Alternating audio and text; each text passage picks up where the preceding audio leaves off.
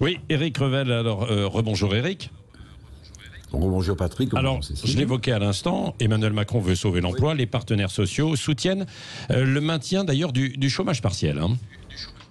Oui, les partenaires sociaux soutiennent ce maintien. MEDEF en tête d'ailleurs, et hier, oui, on peut le dire, sans vilain jeu de mots, Emmanuel Macron était en première ligne sur ces nouvelles règles. Je vais essayer de les résumer parce qu'elles sont un peu complexes, mais écoutez bien.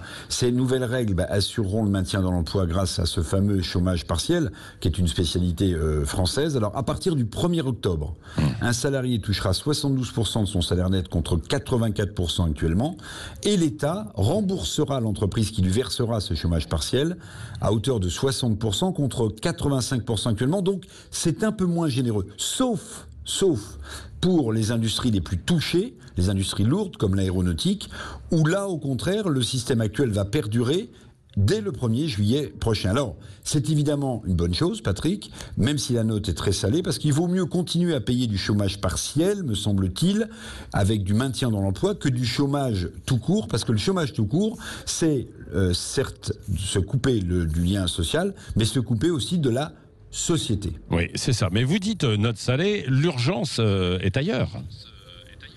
Oui, alors il faut quand même si les milliards volent et pleuvent comme à Gravelotte en ce moment, sur l'ensemble de l'année, le chômage partiel va quand même coûter 30 milliards d'euros. 30 milliards d'euros, et pourtant, d'après les projections de l'Unédic, l'assurance chômage, 900 000 emplois, vous l'avez noté, vont être détruits. 30 milliards d'euros, ce n'est pas rien. Mais vous avez raison, Patrick, il faut mettre le paquet, car n'oublions pas que d'après le FMI, le Fonds monétaire international, la France connaîtra la pire des récessions en 2020 de tous les pays riches dans le monde. La pire récession, ce sera pour la France en 2020.